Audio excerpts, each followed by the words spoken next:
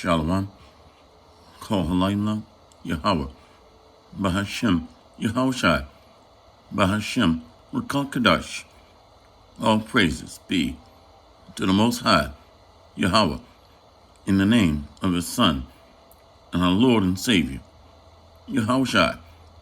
Much respect and honor to the brothers that are doing the work in truth and sincerity, risking their lives and freedom to do so, and pushing this gospel throughout the four corners of the earth.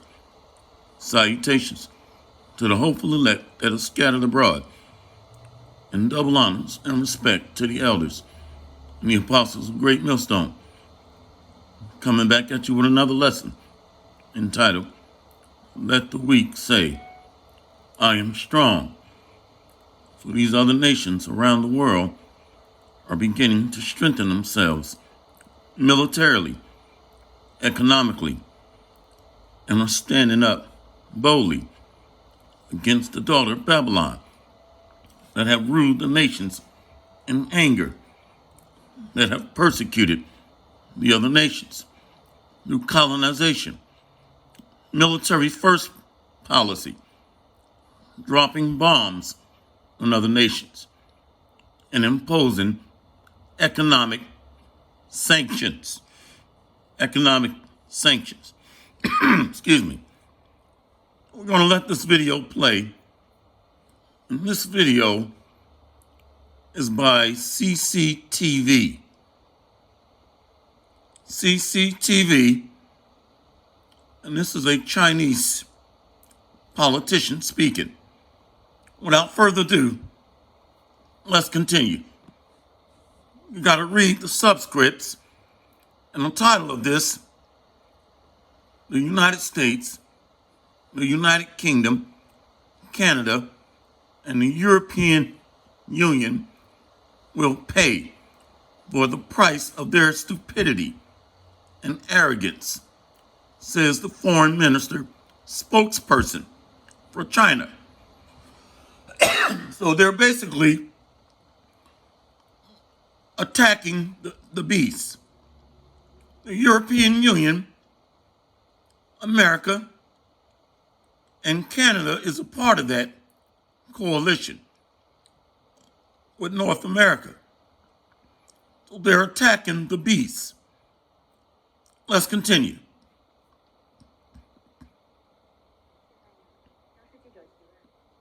40年来，新疆维吾尔族的人口从550万增长到了1280万，人均寿命从30岁提高到了72岁。包括维吾尔族在内的新疆各族民众依法享有中国宪法和法律赋予的各项权利。中国新疆地区各族人民享有稳定、安全、发展、进步，这是最为成功的人权故事之一。 但是，美英加欧盟的一些政客显然不愿意承认这一事实，他们对一些反华政客和所谓学者恶意捏造所谓证据如获至宝，全然无视那些拼凑的所谓事实，完全基于虚假的所谓内部文件、受害人陈述和来源不明的信息，甚至对中国官方文件和数据断章取义和歪曲篡改。 这些只能证明，他们关心的根本不是什么人权，在乎的根本不是什么真相。他们的所作所为是对中国人民名誉和尊严的诋毁和冒犯，是对中国内政的公然干涉，是对中国主权和安全利益的严重侵犯。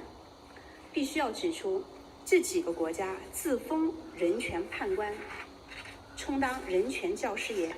但是自身在人权问题上劣迹斑斑，他们没有任何资格指责中国，甚至将自己犯过的罪、做过的恶强加给中国。面对疫情，这几个最发达的国家漠视民众的生命权和健康权，任由数以万计的人民死去，奉行疫苗民主主义。 大量囤积远远超过他们人口需要的新冠疫苗，导致发展中国家无苗可供。我们不禁要问：人之不存，权将焉附？美西方口口声声保护人权，他们到底保的是什么人，护的是什么权？他们如何体现对人权的尊重和保护？他们难道不应该感到羞耻吗？外国列强架起几门大炮就能打开中国大门的时代已经一去不复返了。几个所谓的学者和媒体同官方勾结，就能肆无忌惮地抹黑攻击中国而不受任何惩罚的日子也一去不复返了。奉劝他们不要低估中国人民捍卫国家利益与民族尊严的坚定意志，来而不往非礼也。他们终将为他们的愚蠢和傲慢付出代价。 See, so she's saying they will pay the price for their arrogance and stupidity. Let's get a scripture on that. So the title of this lesson is Let the Weak Say, I Am Strong. So who is arrogant the Bible is talking about? Let's go to Obadiah. So this is talking about the proud, or most proud, according to the scriptures. Arrogant means proud, haughty. We're going to get it. The book of Obadiah, verse 3. The pride of thine heart hath deceived thee, thou that dwellest in the clefts of the rocks, whose habitation is high, that saith in his heart, who shall bring me down to the ground? So this is talking about Esau, Edom, and his coalition, European Union, and NATO. And we know that Canada is a part of the North American Alliance. Verse 4. Though thou exalt thyself as the eagle, and though thou set thy nest amongst the stars, thence will I bring thee down, saith the Lord. So she said that they're arrogant and proud and stupid. Let's go here to Habakkuk. She said that they should be ashamed. So we'll start there. Habakkuk 2, verse 16. Thou art filled with shame for glory. Drink thou also, and let thy foreskin be uncovered. The cup of the Lord's right hand shall be turned unto thee, and shameful spewing shall be on thy glory. These other nations are beginning to rise up against the beasts that have terrorized the earth. European Union, NATO, America. So it's talking about the most proud, which is Esau, followed by his allies. Habakkuk chapter 2. Let's start off the key point. I'm not going to make this long. Let's go to verse 4. The book of Habakkuk chapter 2, verse 4. Behold, his soul which is lifted up is not upright in him, but the just shall live by faith. Go into that term, lifted up. Well, that's why we went to Obadiah. It's talking about the most proud that exalts himself as the eagle. America followed by its European allies. Let's go into that term, lifted up. Comes from the Hebrew. Strong's H 6075. Aphel. Well, this is interesting. To swell, to be lifted up. See, it's like when somebody is approaching you and you ask them like, why are you getting all swole or swelling up? To swell, to be swelled. to be elated or lifted up. So what's associated with being lifted up on high, haughty. Let's go back. We know through the Spirit it's talking about the most proud, Esau. Let's go back to that. Habakkuk chapter 2, verse 4. Behold, his soul, which is lifted up, is not upright in him, but the just shall live by faith. Yea, also, because he transgresseth by wine. He is a proud man, neither keepeth at home, who enlarge his desire as hell, and is as death, and cannot be satisfied, but gather unto him all nations, and heapeth unto him all people. Hence, United Nations, following the European Union, NATO, with America at the top. Heaping unto him all nations. Well, these nations are beginning to recognize white supremacy or Edomite dominance, according to the scriptures. Verse 6, the book of Habakkuk, chapter 2, verse 6. Shall not all these take up a parable against him, and a taunting proverb against him, and say, woe to him that increaseth that which is not his? How long? And to him that ladeth himself with thick clay. Let's go into that word clay. Clay comes from the Hebrew Strong's H 5671. Avteet. Avteet, weight or heavy debt. If I kill your wife, I'm indebted to you. If I steal your land or your cattle, your gold and silver, I am indebted to you. If I rape your wife or your children and steal your land, gold, and silver, I am indebted to you. Straightforward. So they're heaping up debt by doing misdeeds and stealing and killing. So this is talking about Esau and his coalition. Let's go back to verse, verse 6.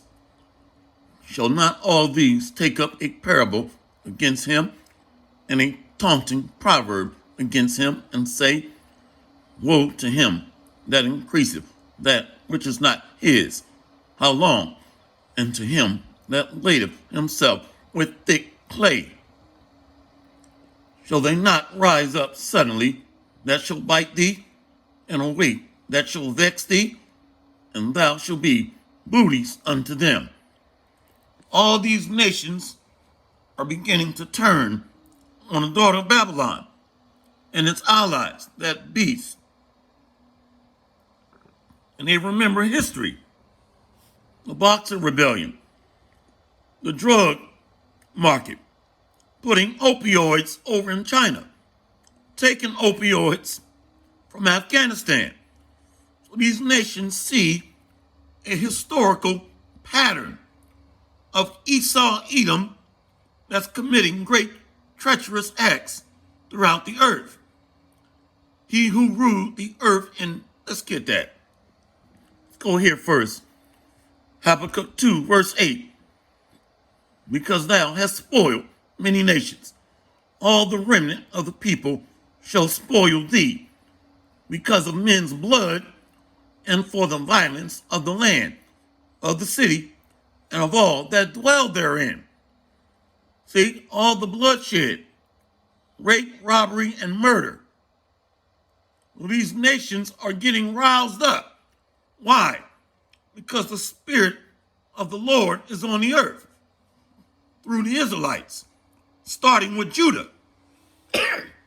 Verse 8, because thou hast spoiled many nations, all the remnant of the people shall spoil thee, because of men's blood, and for the violence of the land, and of the city, and of all that dwell therein.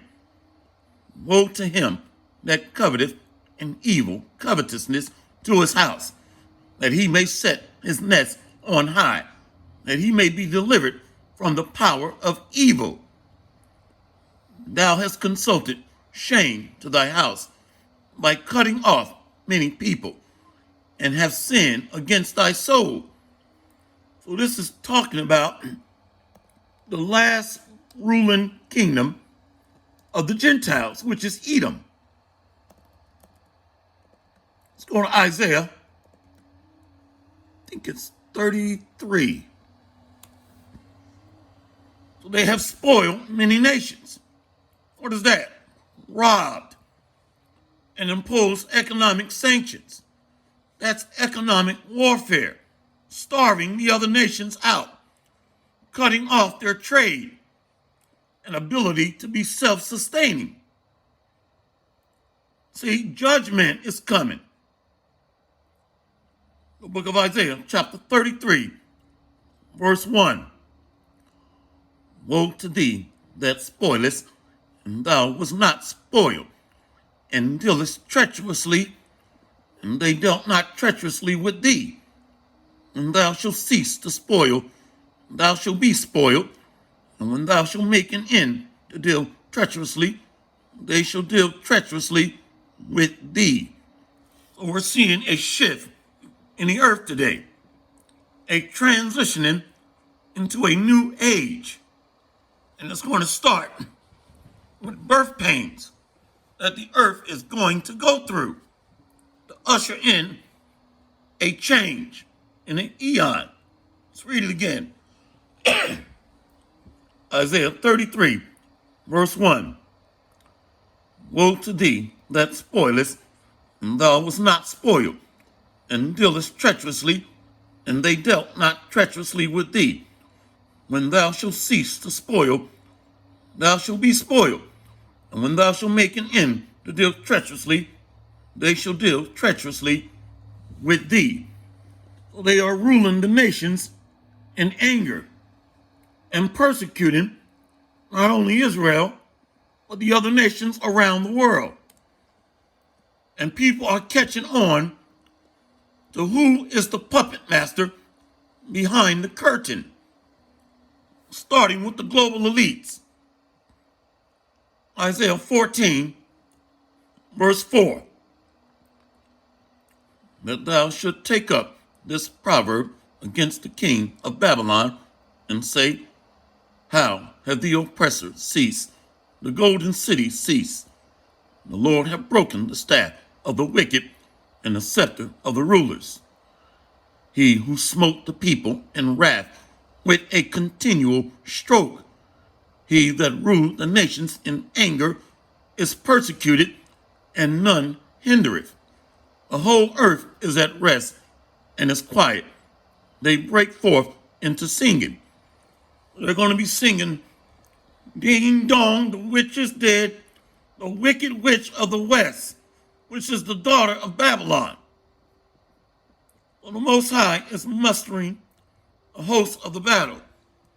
He's preparing the heathen and Gentile nations for war. So how can you say he wants to save the heathen and Gentile nations? He is preparing them for war.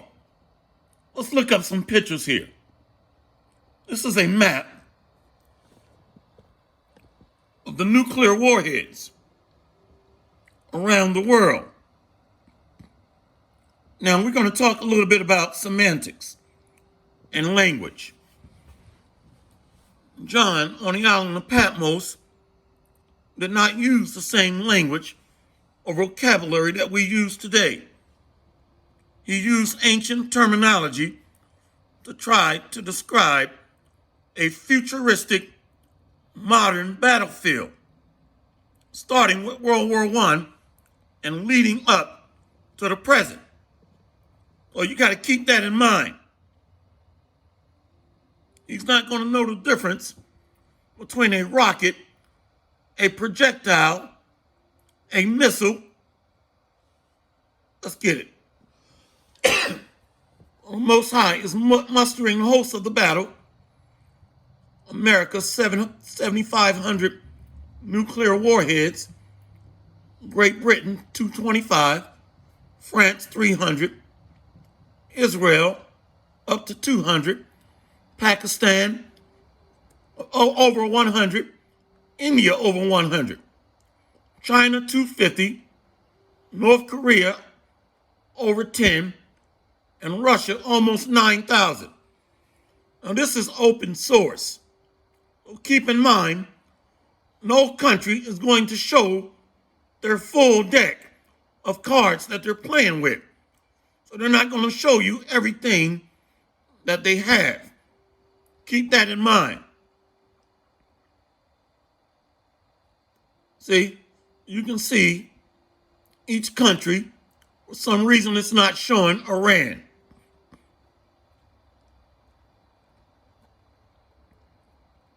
Over 70,000 nuclear warheads have been built since 1945.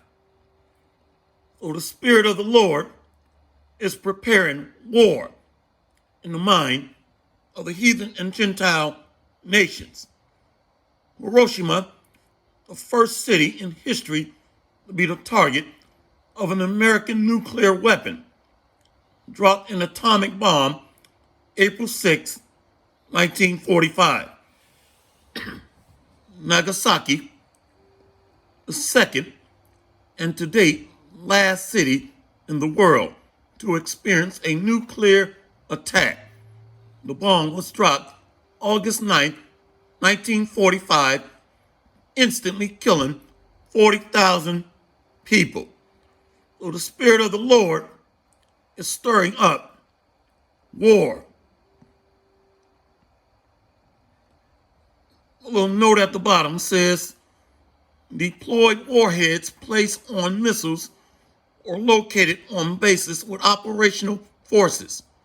All estimates are as of April 2014. So this is old data. So the Spirit of the Lord is preparing war. Well, this is what I was getting at. John, on the island of Patmos, is seeing projectiles, primarily intercontinental ballistic missiles, and other smaller projectiles. So we got to be open-minded. So projectiles come in all types of shapes, forms, and sizes. See? So he doesn't speak the language we speak today. And he was using ancient terminology to try to describe as best he can a futuristic modern battlefield. So these projectiles are primarily the intercontinental ballistic missiles. That's why I took you here first. But at the same time, it also includes other munitions, smaller projectiles. What is a bullet? A bullet is a miniature missile, a baby missile, for lack of better words. But primarily, the intercontinental ballistic missiles are going to bring in this destruction. But it's going to be several hundreds of thousands or millions of projectiles. Projectiles that's going to be fired. We got to keep an open mind on that. See, these go into a naval ship. Now, artillery use projectiles that look identical to these. Artillery rounds. These are 20 millimeter rounds. or counter rocket rounds. See? These bullets look like what? Miniature missiles. These are bullets being fired, smaller projectiles. See, look at that. Bullets. They look like serpents or fiery flying serpents. So these are just smaller projectiles. But the bulk of the destruction is going to be the ICBM missiles, nuclear missiles. Okay? See that? That's a bullet, a small projectile. Let's go ahead and close out. So the Spirit of the Lord is stirring up warfare in the minds of the heathen and Gentile nations.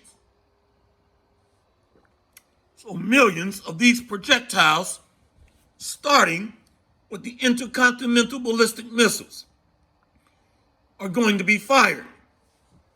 Let's go to Joel chapter 3, verse 9. Proclaim ye this among the Gentiles. Prepare war. Wake up the mighty men. Let all the men of war draw near. So that's what we're seeing. Like the Americans pulling out of the nuclear non-proliferation treaty, pulling out of the nuclear arms treaty. All of this is a buildup through gradualism towards Armageddon or the Third World War. Armageddon or Armageddon, mountain of truth. Let's read it again. Joel 3, verse 9. Proclaim ye this among the Gentiles. Prepare war. Wake up the mighty men. Let all the men of war draw near. Beat your plowshares into swords, and your pruning hooks into spears. Let the weak say, I am strong. These spears, weapons of war, transitioning over into a warfare priority. Manufacturing war goods, nuclear missiles, ammunition, artillery rounds, bullets, projectiles.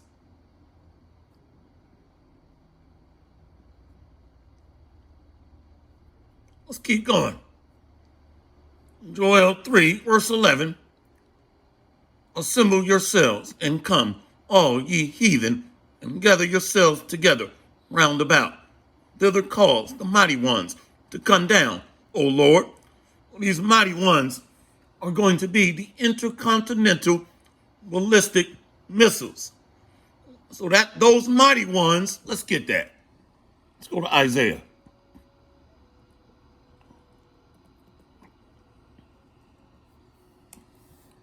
Isaiah 13, verse 3. I have commanded my sanctified ones. I have also called my mighty ones for mine anger, even them that rejoice in my highness. So the sanctified ones, prophets, apostles, elders, teachers. The mighty ones are these intercontinental ballistic missiles. But that's not all that's going to be fired. We got to keep that in mind. That's going to be the primary weapon of mass destruction or weapon of his indignation. We got to be mindful of that. Let's keep going. But the primary weapon system is going to be nuclear missiles or ICBMs. Verse 3. I have commanded my sanctified ones. I have also called my mighty ones for mine anger, even them that rejoice in my highness. The noise of a multitude in the mountains, like as of a great people. A tumultuous noise of the kingdoms of nations gathered together. The Lord of hosts mustereth the hosts of the battle. See, these mountains are governments of the heathen and Gentile nations. The kingdoms are being assembled for Armageddon, Armageddon, mountain of troops, or the Third World War. See, watch this, these are the main primary weapon system of the Most High.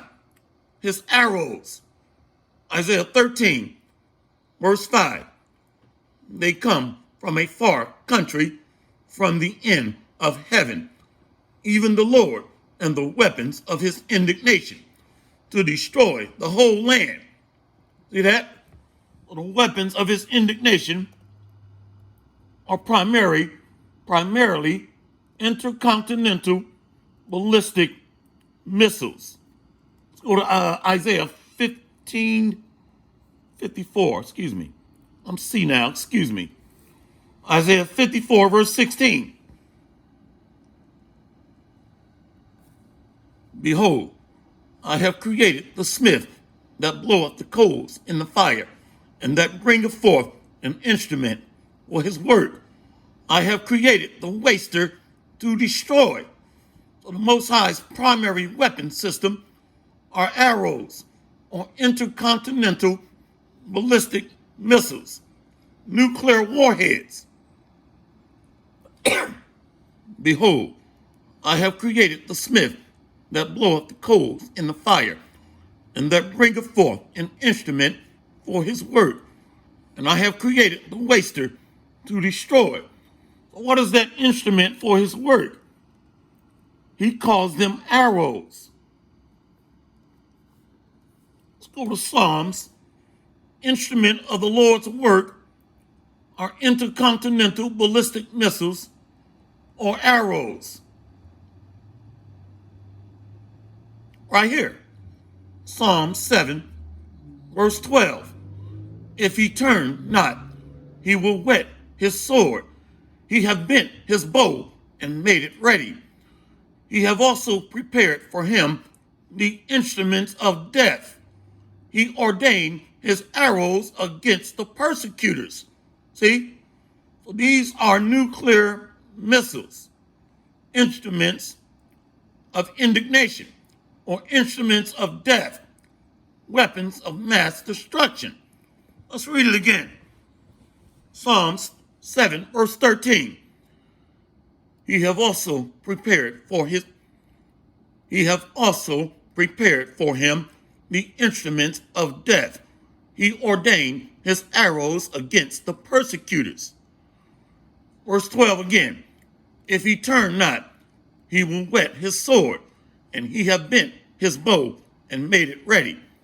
So that bow represents a launch platform or a launch system. Every projectile or missile has a launch platform or a missile silo or a mechanism by which to trigger its explosion or firing it.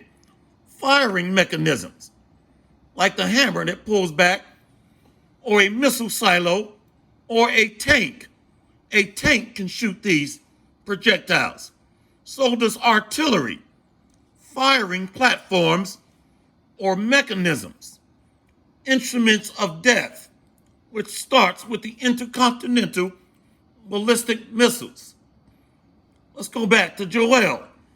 So how is the Lord trying to save the heathen and Gentiles, but yet he's telling them,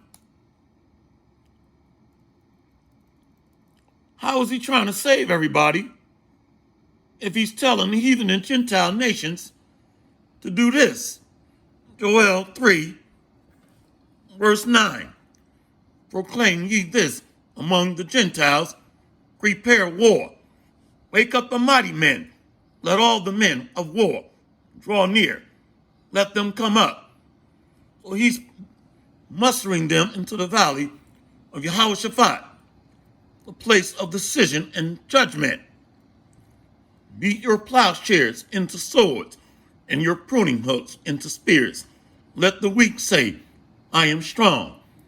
Assemble yourselves and come, all ye heathen, and gather yourselves together round about.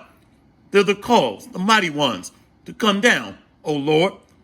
Let the heathen be awakened, and come up to the valley of Jehoshaphat, for there will I sit to judge all the heathen round about. So this is a massive bloodshed, and symbolically being compared to a wine press crushing grapes. Judgment, because their blood are going to be spilled upon the earth. They're going to be beat to dust or powder. Verse 12 again. Let the heathen be awakened and come up to the valley of Jehoshaphat, for there will I sit to judge all the heathen round about. Put ye in the sickle, for the harvest is ripe. Come, get you down, for the press is full, the fats overflow, for their wickedness is great. Multitudes, multitudes in the valley of decision, for the day of the Lord is near in the valley of decision. Yehoshaphat, judgment, decision of Yahweh. And this is going into what? Nuclear destruction. Verse 15. The sun and the moon shall be darkened, and the stars shall withdraw their shining. The Lord also shall roar out of Zion and utter his voice from Jerusalem, and the heavens and the earth shall shake. But the Lord will be the hope of his people and the strength of the children of Zion. What makes the heavens and the earth shake? Let's bring up that picture again. Starting with intercontinental ballistic missiles, followed by other smaller projectiles that's going to ultimately destroy this place. So these are different launch platforms. This is called a multiple missile launch system, or MLRS, multiple launch rocket system. So these are different platforms, but they all are what? Projectiles, different shapes, sizes, forms, and functions. But only the arrows of the Lord are intercontinental, that are going to travel to the ends of the earth, according to the scriptures. Let's go back to Joel 3. So the Spirit of the Lord is going to be guiding these missiles and all these munitions to their targets. Joel 3, verse 16. The Lord also shall roar out of Zion and utter his voice from Jerusalem, and the heavens and the earth shall shake. But the Lord will be the hope of his people and the strength of the children of Zion. So shall ye know that I, the Lord. Joel 3, verse 17. So shall ye know that I am the Lord, your God, dwelling in Zion, and my holy mountain. Then shall Jerusalem be holy, and there shall no strangers pass through her anymore. So Jerusalem is not going to be defiled by the heathen and Gentile nations anymore, or the uncircumcised. Let's go to Isaiah. Let's read this again. Joel 3, verse 17. So shall ye know that I am the Lord, your God, dwelling in Zion, my holy mountain. Then shall Jerusalem be holy, and there shall no strangers pass through her anymore. Let's go to Isaiah 50, I think it's 52. Those are the heathen and Gentile nations. They're going to be beat to powder. Isaiah 52, verse 1. Awake, awake, put on thy strength, O Zion. Put on thy beautiful garments, O Jerusalem, the holy city. For henceforth there shall no more come into thee the uncircumcised and the unclean. Shake thyself from the dust. All right. Isaiah 52, verse 2. Shake thyself from the dust. Arise and sit down, O Jerusalem. Loose thyself from the bands of thy neck, O captive daughter of Zion. So Israel is going to be lifted up out of the dust of the earth, out of slavery, out of confusion, out of captivity, out of affliction. Joel 3, verse 17. So shall ye know that I am the Lord, your power, dwelling in Zion, my holy mountain. Then shall Jerusalem be holy, and there shall no strangers pass through her anymore. So that holy mountain is the new government under Yahushua and the tabernacle of David. Close out here. Joel 3, verse 18. And it shall come to pass in that day that the mountains shall drop down new wine, and the hills shall flow with milk. Let's read it again. Joel 3, verse 18. And it shall come to pass in that day that the mountains shall drop down new wine, and the hills shall flow with milk, and all the rivers of Judah shall flow with waters, and a fountain shall come forth of the house of the Lord, and shall water the valley of Shittim. So the new government is going to bring forth righteousness. The laws, statutes, and commandments are going to govern all the heathen and Gentile nations. We're going to follow the word of the Most High, Yahweh, the God of Israel, the God of Abraham, Isaac, and Jacob, through his son, Yahushua, that's going to occupy the throne of David. Yahushua Mashiach, our King of Kings and Lord of Lords. So the earth is going to be judged and governed in righteousness by the word. Verse 19. Egypt shall be a desolation, and Edom shall be a desolate wilderness for the violence against the children of Judah, because they have shed innocent blood in their land. But Judah shall dwell forever, and Jerusalem from generation to generation. So the Lord is going to have mercy on Jacob and yet choose Israel and set us back in the Holy Land to rule forever. I will cleanse their blood that I have not cleansed, for the Lord dwell in Zion. Cleansing our blood is recompense, judgment to the nations, revenge.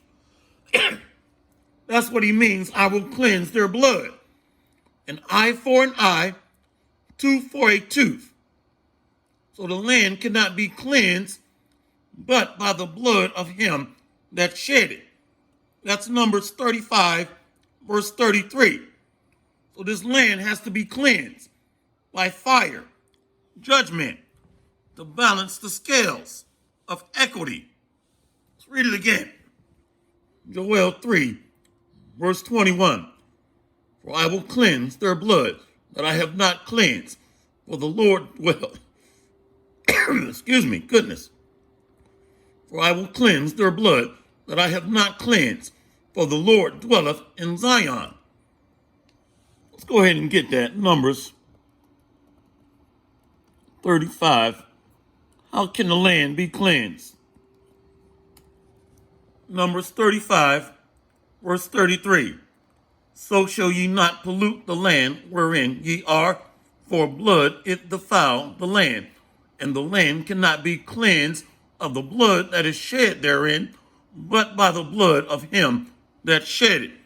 So these Edomites shed the most blood on the earth, that ruled the nations in wickedness, and with a continual stroke through their military. Hopefully this lesson has been edifying. All praises to Yahweh B'Hashem Yahushua, B'Hashem Rakakadash. Let the weak say, I am strong. See you on the next lesson, Lord willing. We got next, Lord willing. Kwam Yasharallah and Abad Babao. Shalom, Barakatham.